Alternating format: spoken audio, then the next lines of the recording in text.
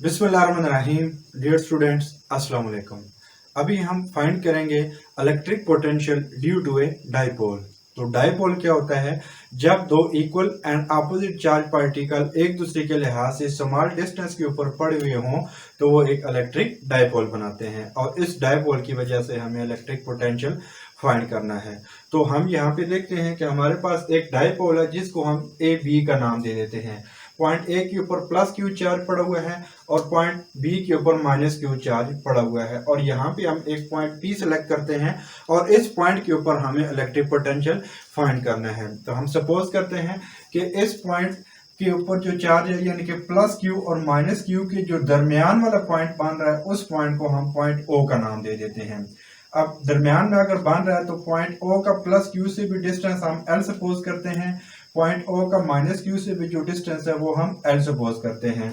तो यहाँ से हम आइडिया लगा सकते हैं कि प्लस क्यू का माइनस क्यू से जो डिस्टेंस होगा वो एल प्लस एल जो कि 2l के बराबर होगा, और उसको हम डी का नाम दे देते हैं, यानी कि माइनस क्यू प्लस क्यू से एट ए डिस्टेंस डी के ऊपर मौजूद है। अब यहाँ पे मजीद अगर हम सोचें तो हम सपोज करते हैं कि पॉइंट पी का इस सेंट्रल पॉइंट ओ से जो डिस्टेंस है उसको हम आर का नाम दे देते हैं। पॉइंट पी का जो पॉइंट प्लस क्यू से जो डिस्टेंस है, पहले चार्ज से जो डिस्टेंस है उसको हम R1 का नाम दे देते हैं। पॉइंट पी का सेकंड चार्ज माइनस क्यू से जो डिस्टेंस है उसको हम R2 का नाम दे देते हैं। अब यहाँ पे अगर आप देखें तो ये वाला जो हमारे पास सेंट्रल पॉइंट है R, ये वाला R2 से छोटा है लेकिन R1 से बड़ा है। इस चीज को हमें अंडर कंसिडरेशन ज्यादा ध्यान से रखना होगा। अब ये वाली जो लाइन है सेंट्रल लाइन के जो पॉइंट P के साथ मिला रही है, और दूसरी जो हमारे पास लाइन है प्लस Q को जो माइनस Q के साथ मिला रही है, इन दोनों के दरमियान एंगल बन रहा है थीटा, यानी कि ये वाला एंगल, ये वाली लाइन जो कि प्लस क्यू को माइनस क्यू से मिला रही है, और ये वाली लाइन जो कि सेंट्रल लाइन को सेंट्रल पॉइंट को पॉइंट पी से मिला रही है, इनके दरमियान एंगल बन रहा है थीटा। अब यहाँ पे देखा जाए तो जो R2 है वो R1 से बड़ा है। कितना बड़ा है इसको चेक करने के लिए हम क्या करते हैं कि ये जो R2 है इसको अगर उठा के हम यहाँ पे लेके आए, हमने यानी कि इसी को उठा के यहाँ पे रख दिया, तो R जो है हमारे पास वो यहाँ से लेकर यहाँ तक था, और जब R2 को हमने इसके ऊपर प्रोजेक्ट किया तो ये वाली लेंथ हमारे पास फालतू आ गई, यानी कि यहाँ से लेकर यहाँ तक एक्स्ट्रा लेंथ आ गई, और इतना लेंथ टाइम R2 जो है वो बड़ा होगा R से, और हमें ये फाइंड करना है कि कितनी लेंथ ज्यादा है R2 की। इसके लिए हम क्या करते हैं, क्योंकि इन दोनों के दरमियान एंगल थीटा बन रहा है तो इनके अपोजिट जो लाइंस हैं वहां पे भी मस्ट एंगल थीटा ही बनना चाहिए। तो यहाँ से हमने ये वाला ड्रा कर दिया जो कि लेंथ ज्यादा थी एज कम्पेयर टू R2 की, और जहाँ पे ये लेंथ खत्म होगी वहां पे हमने पॉइंट M को नाम दे दिया, यानी कि इस पॉइंट M के ऊपर वो लाइन खत्म हो रही है। अब हमें पता है कि ये वाला लाइन हमारे पास, ये वाली लेंथ हमारे पास L है, और यहाँ पे एंगल बन रहा है थीटा। थीटा के साथ वाला बेस वाला कंपोनेंट होता है, और L का जो L cos theta component base के साथ आ जाएगा, और थीटा के सामने वाला कंपोनेंट साइन वाला होता है, तो L का L sin थीटा कंपोनेंट सामने आ जाएगा। तो यहाँ से हम ये कह सकते हैं कि आपके पास जो R2 होगा जिसको हमने अब R के ऊपर प्रोजेक्ट किया है, तो R2 की वैल्यू यहाँ से लेकर यहाँ तक होगी। तो R2 इज इक्वल टू, अब R2 की वैल्यू यहां से लेकर यहां तक, जो कि पहले यहां से लेकर यहां तक R, और फिर यहां से लेकर यहां तक L cos थीटा, तो R plus L cos theta, यानी कि हमने जो बोला था कि R2 R से बड़ा होगा, कितना बड़ा होगा, L cos थीटा टाइम जो है वो ज्यादा इसकी लेंथ होगी। इसी के मुकाबले में हम देखते हैं कि जो R1 है वो R से कितना छोटा है, तो इसके लिए हम ये काम करते हैं कि R1 को यहाँ से उठाकर यहाँ तक प्रोजेक्ट करते हैं, तो वो ऑलमोस्ट यहाँ पे बनता है। तो हम यहाँ पे अगर एक लाइन ड्रा करें तो अब यहाँ पे हमारे पास L है, यहाँ पे भी हम L को इसके कंपोनेंट में रिजोल्व करना है, तो थीटा के साथ वाला बेस तो L cos थीटा, और यहाँ पे L sin थीटा कंपोनेंट बन जाएगा। अब यहाँ से हमें पता है कि जो R है उसकी वैल्यू हमारे पास यहां से लेकर यहां तक R की वैल्यू बन रही है, तो यहाँ पे हम लिख सकते हैं R इज इक्वल टू, अब चूंकि हमने R1 को यहाँ पे प्रोजेक्ट किया था जो कि यहां से लेकर यहां तक इतना आएगा, यहां से लेकर यहां तक, तो जो R होगा हमारे पास वो यहां से लेकर यहां तक पहले R1 और फिर यहाँ से लेकर यहाँ तक L cos थीटा। तो R is equal to R1 plus L cos theta. तो यहाँ से हम R1 की वैल्यू निकाल लेते हैं, जो कि हमारे पास आएगी R minus L cos theta. ये हमारे पास दो मेन इक्वेशन है जिसको हमने आगे जाके अपनी कैलकुलेशन के अंदर यूज करना होगा।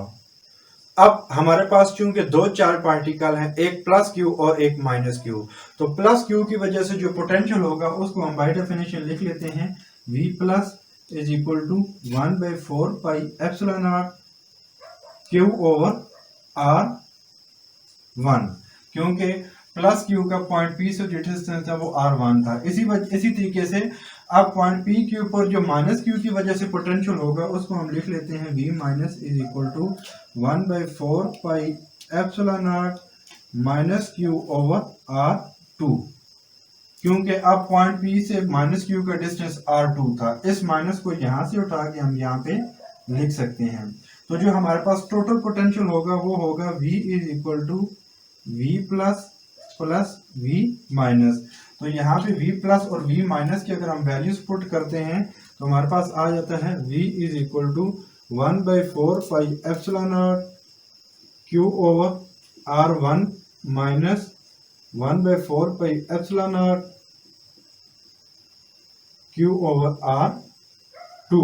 तो यहाँ से आप यूं करें कि Q over 4 pi epsilon naught हमारे पास दोनों टर्म्स के अंदर मौजूद है। तो हम यहाँ पे Q over 4 pi epsilon not दोनों टर्म्स के अंदर मौजूद है। अंदर क्या बचेगा 1 over R1 minus 1 over R2। तो यहाँ पे R1 की वैल्यू आपके पास ये वाली मौजूद है, R2 की वैल्यू आपके पास ये वाली मौजूद है। तो ये दोनों वैल्यूज उठा के अब यहाँ पे पुट करें। जब यहाँ पे पुट करेंगे तो Q over 4 pi epsilon not 1 over R1 की value R minus L cos theta, R minus L cos theta minus 1 over R2 की वैल्यू आपके पास R1 plus R plus L cos theta. तो R plus L cos theta.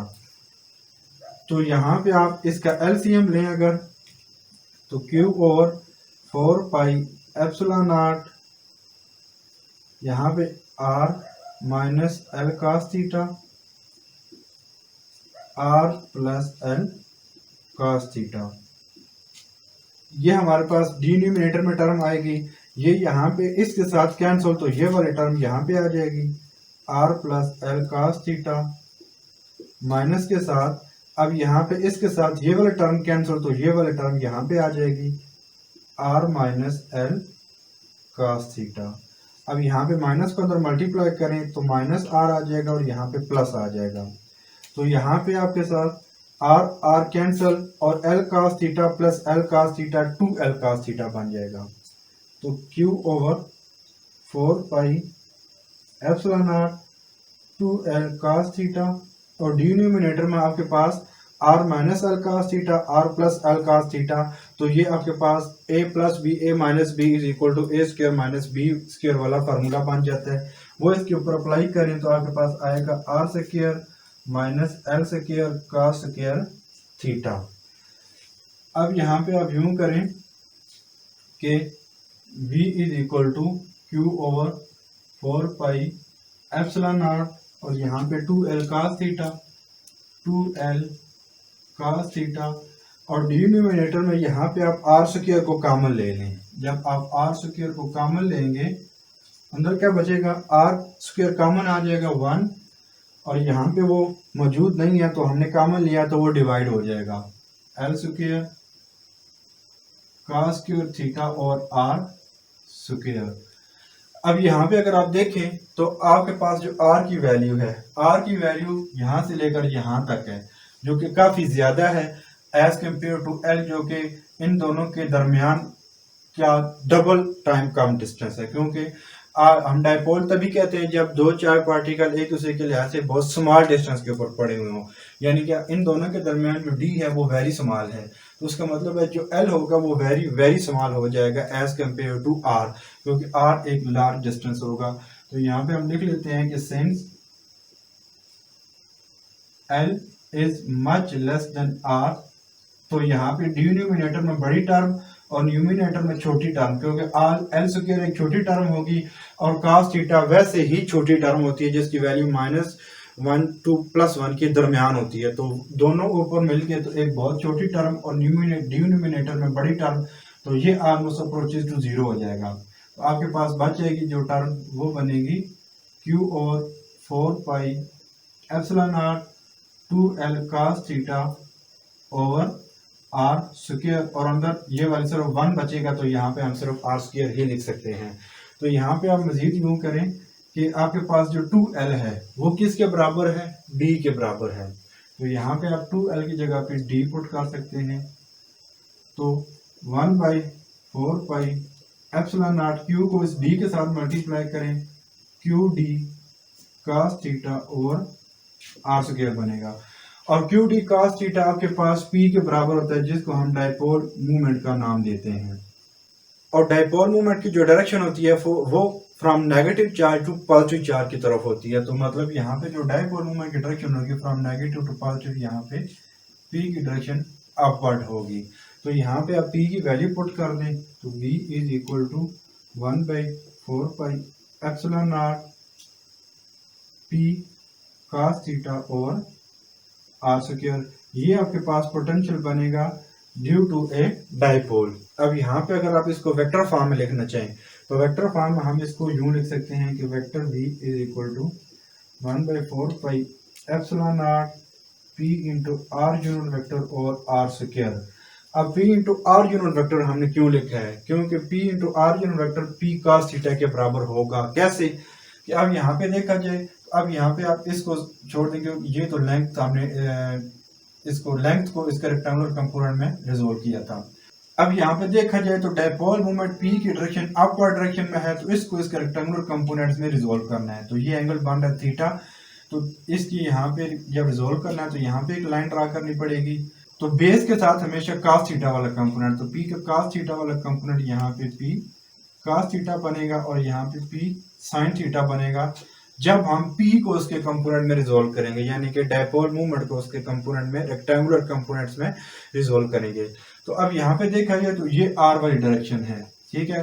तो यहाँ पे हम R वाली direction के साथ यानी कि R वाली लाइन के साथ कौन सा कंपोनेंट आया है, वो आपके पास आया है P cos थीटा, जिसको फिर हम P into r unit vector का नाम दे सकते हैं। तो ये वेक्टर फॉर्म होगी या वेक्टोरियल फॉर्म हम इसको बोलते हैं आपके पास इलेक्ट्रिक पोटेंशियल की। अब हम यहाँ पे दो केस डिस्कस करते हैं। एक को केस 1 का नाम दे देते हैं, केस 1, कि जब आपके पास पॉइंट P एक्सियल लाइन के ऊपर लाई कर रहा हो। ये वाला पॉइंट एक्सियल लाइन होती है, ये वाली लाइन जो कि -Q और +Q आपको आपस में मिला रही है। तो जब पॉइंट P को उठा के हम यहाँ पे रख देंगे तो ये जो एंगल थीटा है ये रहेगा ही नहीं, यानी कि थीटा जो है आपके पास 0 आ जाएगा। और जब थीटा आपके पास 0 आ जाएगा तो इसके अंदर आप थीटा इज इक्वल 0 पुट करें तो cos 0 1 के बराबर होता है। तो यहाँ पे जस्ट आपके पास P बच जाएगा। तो V is equal to 1/4 pi epsilon naught P over r square. ये वो वाला एक्सप्रेशन बनेगा जब आपके पास पॉइंट P जो है वो एक्सियल लाइन के ऊपर मौजूद हो। दूसरा केस आपके पास जिसको केस 2 का नाम दे देते हैं, कि जब आपके पास जो पॉइंट P है वो इक्वेटोरियल लाइन के ऊपर मौजूद हो। इक्वेटोरियल लाइन का मतलब ये होता है कि अब ये वाला पॉइंट जो आपके पास हो इसके परपेंडिकुलर एक लाइन ड्रा करें, वो उसकी इक्वेटोरियल लाइन होगी, यहाँ से ये वाली लाइन। तो इस लाइन के ऊपर किसी जगह के ऊपर पॉइंट P लाई कर रहा हो, तो यहाँ पे अब जो एंगल फिर बन रहा है वो 90 डिग्री का बनेगा, ये वाला एंगल 90 डिग्री। तो जब आप theta is equal to 90 degree put करते हैं इसके अंदर तो आपके पास cos 90 0 के बराबर आता है। तो आपके पास जो पोटेंशियल आएगा उसकी वैल्यू आपके पास आ जाएगी 0। तो यहाँ से हम यूं कह सकते हैं कि cos थीटा की मैक्सिमम वैल्यू हमारे पास 1 होती है। तो मतलब इलेक्ट्रिक पोटेंशियल हमारे पास मैक्सिमम आएगा जब cos थीटा की वैल्यू हमारे पास 1 आएगी। और वो कब आई थी, जब हमारे पास जो पॉइंट P है वो एक्सियल लाइन के ऊपर मौजूद था। तो मतलब इस लाइन के ऊपर हमारे पास जो इलेक्ट्रिक पोटेंशियल है वो मैक्सिमम आएगा। और दूसरा हम यूं कह सकते हैं कि जब हमारे पास जो पॉइंट P है वो किस इक्वेटोरियल लाइन के ऊपर किसी भी पॉइंट के ऊपर मौजूद हो तो हमारे पास जो इलेक्ट्रिक पोटेंशियल है उसकी वैल्यू हमें 0 मिलेगी, कोई वहां पे इलेक्ट्रिक पोटेंशियल मौजूद नहीं होगा।